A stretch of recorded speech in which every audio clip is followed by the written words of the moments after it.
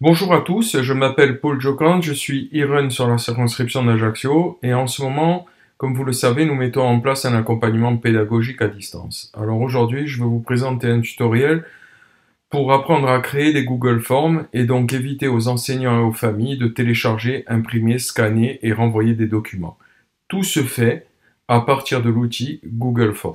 Alors avant de poursuivre ce tutoriel, je voulais simplement vous préciser que vous devez disposer d'un compte Gmail pour accéder à toutes les fonctionnalités proposées par Google. Si vous n'en avez pas, je vous conseille d'en créer un. Donc une fois que votre compte a été créé, vous allez vous rendre sur Drive, ensuite cliquez sur Nouveau, plus Google Forms. Vous allez donc arriver sur une page contenant un formulaire. Donc vous allez pouvoir le renommer. Ici, nous allons l'appeler par exemple fiche numéro 1. Vous allez pouvoir faire une description du formulaire. Ici, je vais écrire par exemple l'imparfait. Donc ce sera la notion abordée avec les élèves. Ici, vous allez devoir paramétrer votre formulaire. Donc vous allez cliquer sur l'onglet paramètres, collecter les adresses mail, envoyer une copie des réponses à vos élèves. Vous allez ici cliquer sur questionnaire, convertir en questionnaire et l'enregistrer. Voilà, une fois que vous avez fait ça, vous allez d'abord passer à la première question. Ici, nous allons écrire prénom, puisque vous allez d'abord demander à vos élèves de vous identifier. Donc ici, vous avez le choix multiple. Par défaut, nous allons conserver. Vous allez écrire le prénom de votre premier élève, ici par exemple Paul. Je vais rajouter une option Marc pour écrire le deuxième. Nous allons écrire Lucie pour le troisième. Et pour le quatrième élève, nous allons écrire par exemple, Jean. Donc ici, vous avez les élèves de votre classe. Nous allons donc les enregistrer. Donc chaque élève, avant de commencer son questionnaire, va indiquer son adresse mail et va cocher donc la case correspondante à son prénom.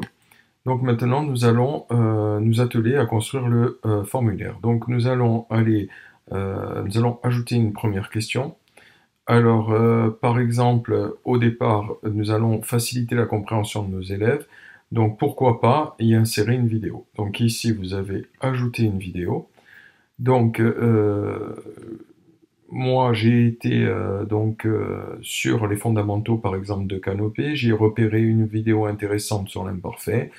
Et j'ai lancé la vidéo, j'ai fait donc, j'ai visionné, puis donc par la suite j'ai fait un clic droit et j'ai copié l'URL de la vidéo. Donc ici, je n'ai plus qu'à coller cette URL et rechercher.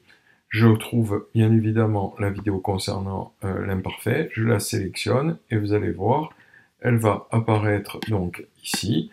Et vous allez par exemple indiquer à vos élèves une petite consigne, bon par exemple pour bien euh, comprendre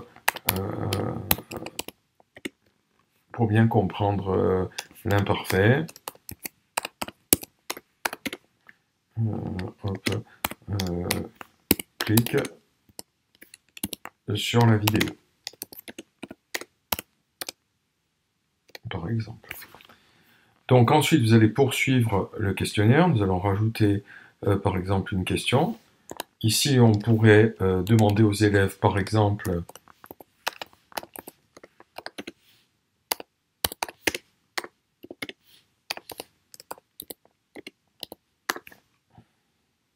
l'imparfait est un temps du passé, du présent ou du futur. Vous allez pouvoir vous-même apporter un corrigé, donc c'est bien l'imparfait, bien un temps du passé. Donc vous allez pouvoir donner le nombre de points à cette question, admettons on va dire 3 points, et vous allez terminer. Vous pouvez la rendre obligatoire ou non. Et donc ici, vous voyez bien que le corrigé apparaît. Donc, mais ce corrigé, bien évidemment, ne sera distribué aux élèves qu'une fois qu'ils vous auront renvoyé le formulaire. Donc, nous allons continuer. Nous pouvons également donner d'autres outils qui va faciliter la compréhension des élèves. Alors pourquoi pas, je dirais, ajouter une leçon concernant l'imparfait. Donc ici, je vais ajouter une image, par exemple. Je vais parcourir la bibliothèque de mon ordinateur. Ici, dans les images, je vais aller récupérer la leçon que j'aurais, je dirais, créée pour la mettre à disposition des élèves. Donc ici, je l'ouvre et donc elle va apparaître donc dans mon questionnaire. Vous la voyez. Donc ensuite, je peux très bien indiquer donc rappel pour donc donner aux élèves un outil supplémentaire facilitant, comme on l'a déjà dit précédemment, la compréhension.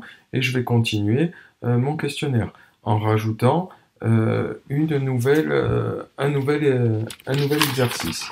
Alors, je vais proposer à mes élèves ici, par exemple, comme question, par exemple, trouve le verbe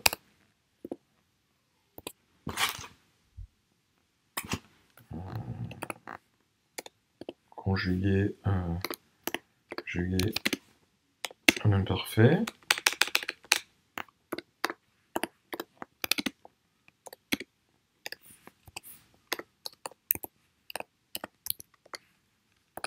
Parfait. Donc je peux ici, là où est inscrit donc choix multiple, moi je peux utiliser par exemple case à cocher. Ici, je vais écrire par exemple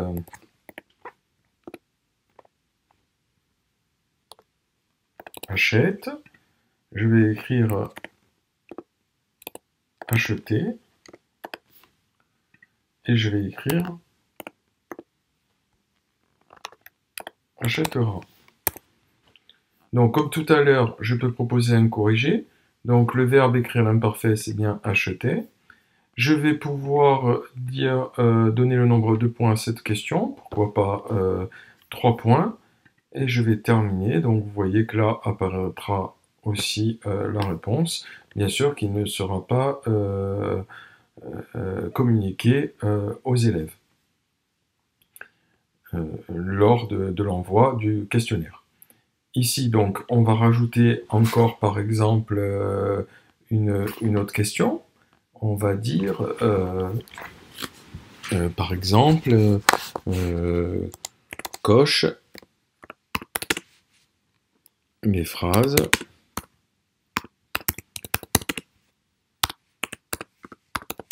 écrites à l'imparfait.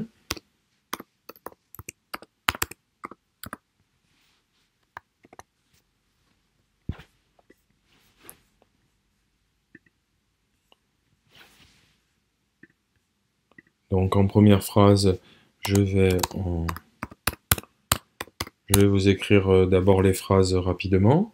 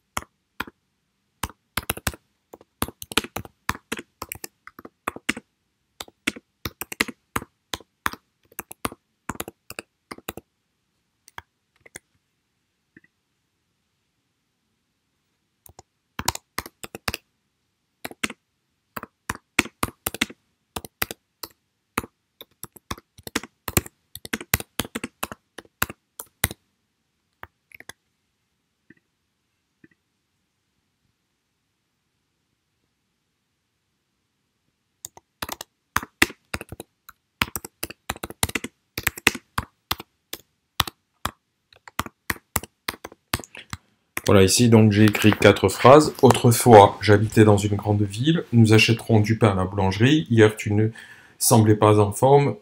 Tu regardes la télévision. Donc ici, je vais pouvoir donc indiquer les bonnes réponses. Aujourd'hui, j'habitais dans une grande ville. Hier, tu ne semblais pas en forme. Et je vais donner, par exemple, 4 points à cette... je vais attribuer 4 points à cette question. Et donc, je mets terminé. Donc, admettons, ici, nous avons réalisé notre questionnaire. Vous avez vu que j'ai la possibilité, avec cet outil, bien évidemment, de créer des questions, d'insérer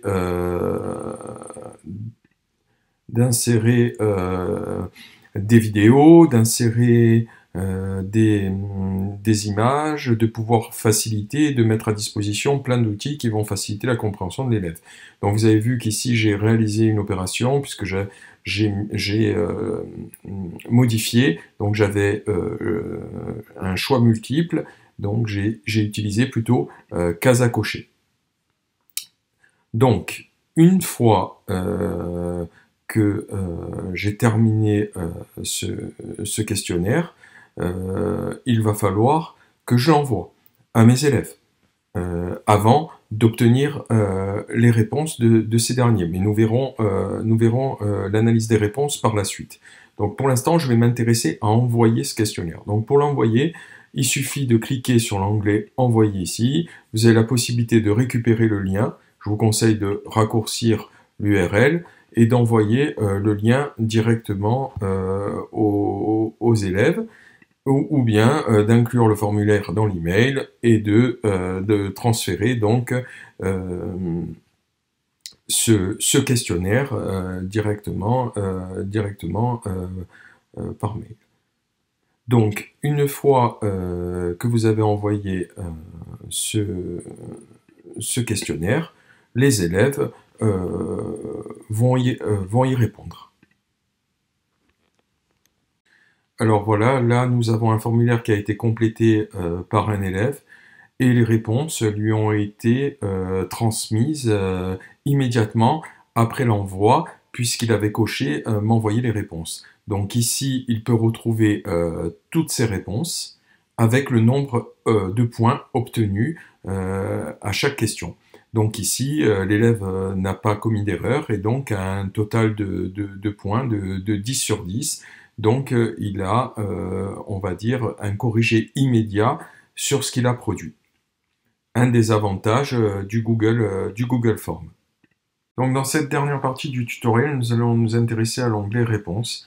Alors en cliquant sur cet onglet, en fait, vous allez avoir la possibilité d'avoir accès à une analyse détaillée du travail produit par vos élèves. Donc vous allez avoir au départ donc, la possibilité d'accéder aux statistiques, de regarder la moyenne au niveau de la classe, la médiane. Vous allez pouvoir analyser le score de chacun de vos élèves et pouvoir analyser question par question le score de chacun de vos élèves. Et par la suite, ce qui va vous permettre à vous, au départ déjà, de gagner du temps, puisque vous avez une cartographie immédiate de votre classe, et vous allez pouvoir également remédier à la difficulté, par exemple en repérant les difficultés de vos élèves pour leur apporter une aide spécifique afin de parvenir peut-être à de meilleurs résultats pour certains par la suite. J'espère que ce tuto vous aura intéressé et qu'il vous donnera aussi l'envie de vous lancer dans la création de Google Forms. Je pense que cet outil est très intéressant, comme nous l'avons vu depuis le début.